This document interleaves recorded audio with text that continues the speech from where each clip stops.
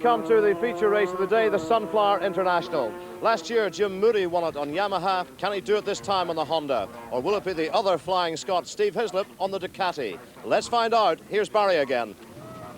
In the middle of the front row, last year's Sunflower winner, Jim Moody, the Glaswegian. Can he make it two in a row? This year, of course, he's on Honda. Alongside him, probably having his best season so far, Matt Llewellyn, and the pole position man on the Ducati, Steve Hislop, who was unbelievably quick round here in dry qualifying yesterday. But as you can see, conditions very, very different.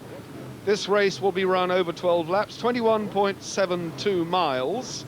And the front row very much unchanged, I think, from senior qualifying. Ray Stringer, Hislop's teammate with the green helmet there, riding number 17. And local man Alan Irwin, number 2, nearest the camera. There's Irwin on a nice, shiny, brand new Ducati. Rode it very well earlier on today. Can Irwin win the Sunflower? He's won it before, but of course in recent years, the competition over here has been extremely hot. Watch the lights, away they go, and a cracking start. Oh, from the middle of the front row, Moody had a good flyer. And, oh dear me, I think Michael Rutter got away well too. Hislop not very good at all. And it's looking as though Moody's there. Moody there, and did Michael Rutter go with him? Yes, I believe he did. It's the Honda pairing then. Moody lead, Rutter in second. Alan Irwin, number 2, is hanging in there on the first of the Ducatis. Mike Rutter, number 16, he's a master in the wet. And I just said earlier that had he been on his Ducati, it might have been a different story, because the Honda, not the best handling piece of kit in the world. Rutter leads then, number 16. So Michael Rutter, the 23-year-old from Starbridge. Right with him, Alan Irwin. Then it's Jim Moody. We are looking for Steve Hislop, and I suspect that with 12 laps, Steve Hislop will take a very, very steady time. He'll get himself fired up. There is no sign of Hislop in the leading bunch, though. In the early stages, Alan Irwin, number 2, shadowing Michael Rutter, racing number 16, who stepped onto the Honda for this weekend just to keep his hand in. Hislop then down in 5th or 6th place, and I'll confirm that with you. There's Stringer. The rest of the bunch threading their way through. Some of the fastest 250cc riders are here as well in the big Sunflower. Alan Irwin going around the outside of Michael Rutter, splashing his way through the puddles. Irwin then with the yellow helmet, the number 2 Ducati, leads now by 3 or 4 machine lengths. The next left-hander, as he goes into the left-hander of Larchwood, down towards the hairpin. This is bumpy, it's rough, not the best surface in the world. Be easy when you put the power on, feed it in on the Ducati. Rutter's there, then it's Moody, then it's Llewellyn. Number 30 coming through as well, Rodney McCurdy, another local man. So another Northern Irish man just ahead of Steve Hislop, the newly crowned British champion. Talking of British champions, household names, Halewood, Sheen, another one, Haslam, Ron Haslam standing next to me. Ron, you've not ridden here, but these conditions have got to be difficult, eh? Yeah, they're really difficult. I think the biggest problem is the surface has got a really lot of grip for the wet conditions, and the English lads aren't quite used to it yet, so I can see the pace even getting knotted towards the end. Well, in the earlier senior race, we saw Hislop feel his way round. He got better and better. He got quicker and quicker, and he backed up what you said by the tyre. He was using it maybe gently and gently. He felt what the track could do, and then he could get quicker as the race went on.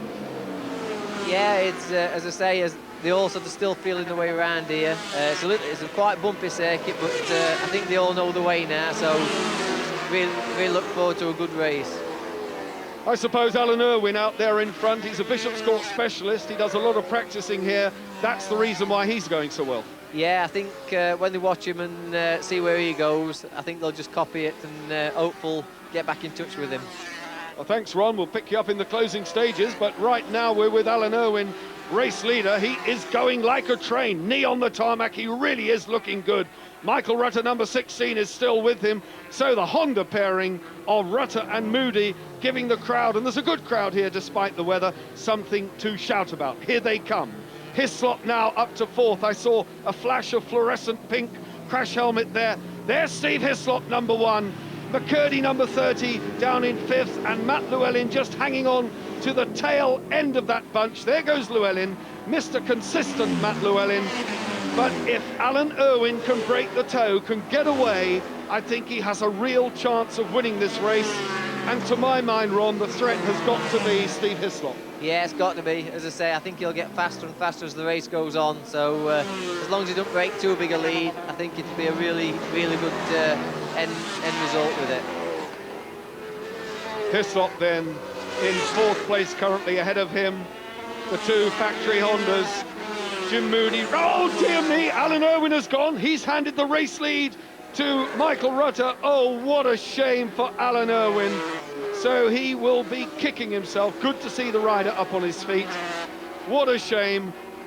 I have just no idea what happened. If we can get a rerun of that, maybe Ron will have a better idea, but it looks to me as though the front went away. It seems that way. Yeah, it looked a little bit wide when on the bit what we're seeing. It looked like it was slightly a little bit wide on the, a bit more slippier ground out there.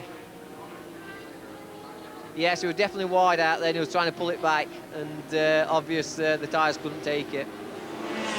Now, Hislop, the Ducati sandwich, filling in the Honda sandwich. You can see Rutter, and I knew Rutter would go well in the wet. He's very, very good in the wet, and he now has the newly crowned British champion, 11 times TT winner, Steve Hislop, from Hawick, now resident at Onchan in the Isle of Man, ahead of Jim Moody in 3rd. That means that McCurdy, the number 30, Rodney McCurdy, on the Kawasaki, has been elevated to 4th place. Hislop then going for the win, feeling his way and takes it, takes the lead. Steve Hislop then with his nose in front. Honda's now 2nd, Michael Rutter. Honda 3rd, Jim Moody. That was a great overtaking move, Ron. I don't think there's going to be any catching him. No, he's come from further behind to take the lead. I think he's going to start extending that lead now. It's really confident about it, and I think you can just see him, he might extend it from here. Hislop now has pulled away just a bit more from Michael Rutter, and I think that little twitch from Michael Rutter stretched him, Ron. Maybe he was pushing the Honda just on the ragged edge. He's setting a really good pace, but I think he's aiming to push it right to the edge to keep with it. I guess in these sort of conditions with the wet circuit, that the power of the Ducati is more manageable, it's easier to ride. I would think the Honda's quite a handful. It is a little bit, but it's in 2nd place at this point. It's a lot easier to take a marker off him and try and pull it up to him. So, Hislop's got it all to do at the front, got to set his own pace. Well, the number 23 there, Stephen Ferguson, or was it 22, Wolsey Coulter? I'm not sure. Then it's Wolsey Coulter they've just gone past, according to the programme, so that's on the Turtles Yamaha 250. Hislop then battling his way down the straight in the spray in foul conditions.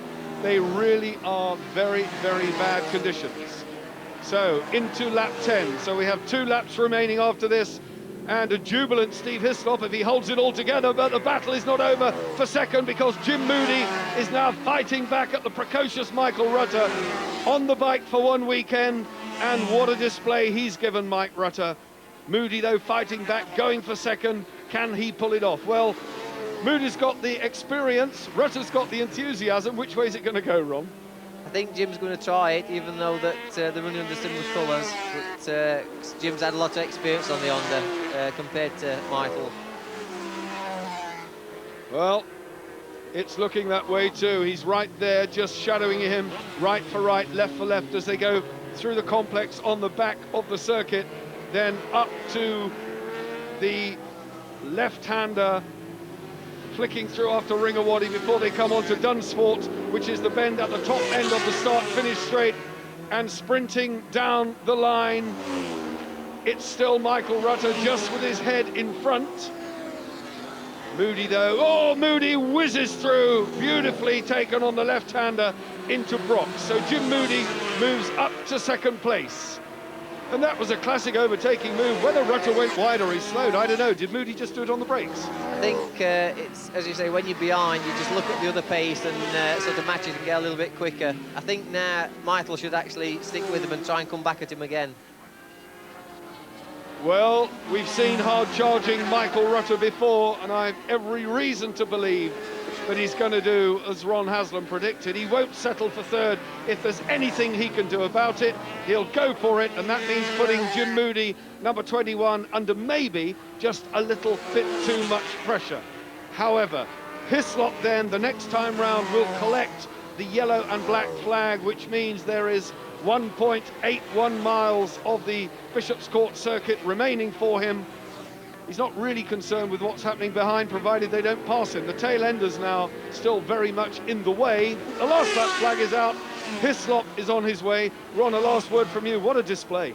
Oh, fantastic. I think, as they say now, they know it's the last lap, and I think they're starting to settle into a good position now. So, they've all seemed to have broke between each other. So it's really a brilliant race.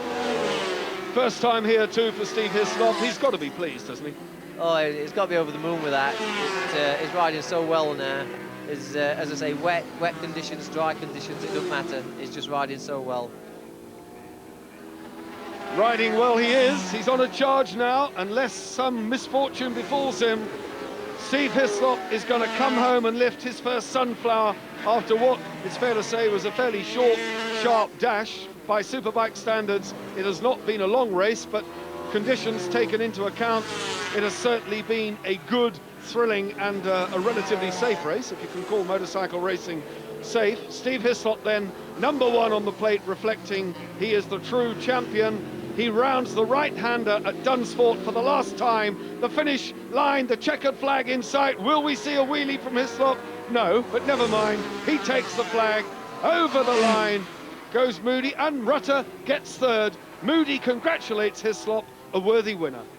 The big one, the Sunflower International, goes to Steve Hislop, bringing the Ducati home in front of the Honda men, Jim Moody and Michael Rutter. Shoulder's okay. It was giving us more trouble in the dry. I was really struggling up through the back chicanes yesterday, trying to change direction.